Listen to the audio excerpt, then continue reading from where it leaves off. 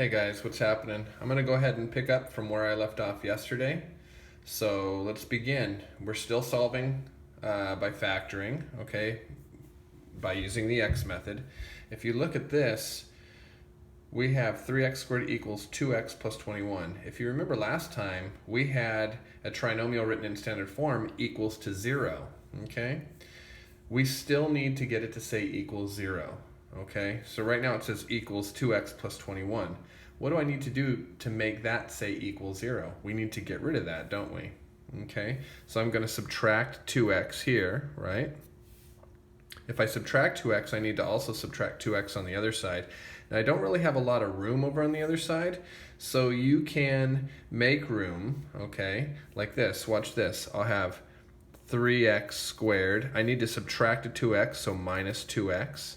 I also have to subtract a 21, right? So minus 21, okay? So I need to write minus 21, and then here's my equal sign, and look what happens here. These guys cancel. Obviously, you wanted them to equal 0, so now they equal 0, okay? So look what I did. I subtracted 2x from that side, okay? So then I simply wrote 3x squared, that's what I had, and then I subtracted the 2x, and then I subtracted the 21, okay?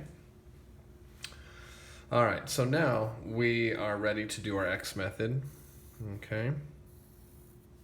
All right, what goes here? 3 times 21, okay? So I think that's 63, so put a 63 here. And then down here I have it's 3 times negative 21, so negative 63. And then down here I have a negative 2. Now I need factors of 63. I know 1 times 63. The one we just used was 3 times 21, so 3 times 21. How about 7 times 9? Doesn't that give me 63? Okay, so that's probably it. Remember, you can always hit Google search. If you can't think of numbers, okay, hit Google search or ask Siri, okay? And then finally we have, we're trying to get a negative 2. So I know that if I have a positive 7 and a negative 9, that adds together to get negative 2. They also multiply to make negative 63. So I'm ready to go. So plus 7 minus 9, divide by a, so divided by 3, divide by 3.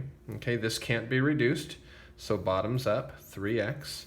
This can be reduced, so this turns into negative 3 over 1. Okay, so there are my two parts of that. They're set up correctly. Okay, so now I have the 3x plus 7. I guess I should have just circled that here. It's just circled, okay? So I have a plus 7 over 3. All right, so now I have my plus 7 over 3, and I have my negative 3 over 1. Bottoms up, 3x. Bottoms up, 1x. And now I have 3x plus 7 times 1x minus 3, and it equals 0. Okay, and so now I could say 3x plus 7 equals 0, and x minus 3 equals 0. Subtract 7, we get 3x equals negative 7, divide by 3, x equals negative 7 over 3. Okay, and this guy, just add 3, x equals 3. So here are my two answers. Okay. Let's do one more example. This one will look scarier, but it might actually be easier. Watch this. We have 9x squared plus 18x minus 11 equals 4x squared minus 3. Now keep in mind, we always want it to be in standard form equals to 0, right? Standard form, remember, is the x squared, the a, then the x, which has the b in front of it, and then finally the c. So it goes a, b, c. It has to go in that order, right? A is 3, because it's next to the x squared. B is negative 2, because it's next to the x, and c is negative 21. So it always has to go in that order. So look, we have x squared, x number. So we're already good. We just need to bring that stuff over to it. So I'm going to subtract a 4x squared, and I subtract a 4x squared. See, here I have room. It's nice. If I have all the parts, then I could just line everything up. It makes it a lot nicer than this one over here. Okay. All right, and then I need to get rid of the 3 by adding a 3. So add a 3, obviously, to the 11, not the 18x. Okay. And we'll just add the rows or the columns here. So 9x squared minus 4x squared is 5x squared. Okay. And then we have plus 18x. And then negative 11 plus 3 sounds like negative 8. Okay, and then that equals 0. All right, so now we'll make our x. 5 times negative 8 is negative 40. B is 18. Okay, now I need factors of 40. So now 1 times 40, 2 times 20, 4 times 10, 5 times 8. There could be more. Let's see. I already see what we need though. I already see that we have 2 and 20. Okay, so if I have a positive 20 and I take away 2, I get 18. And if I multiply positive 20 times negative 2, I get negative 40. So I'm good to go. So negative 2, positive 20, divide by 5, divide by 5. This can't be simplified, so circle it. This can be simplified. So 5 goes into 20 4 times, so that's a plus 4 over 5 goes into 5 1 time.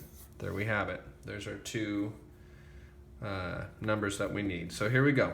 So we have negative 2 over 5. We have positive 4 over 1. Bottoms up. Okay, we have 5x. Bottoms up, we have 1x. And here are my factors. 5x minus 2 times 1x plus 4 equals 0. Okay, and now I can make my two mini equations like I did over here, right? Okay, so 5x minus 2 equals 0.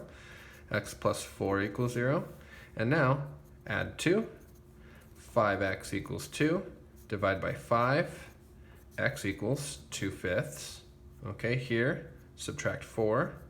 And x equals negative 4. And now I have my two answers. Okie doke. All right. Hope that helped. Talk to you guys soon. Peace.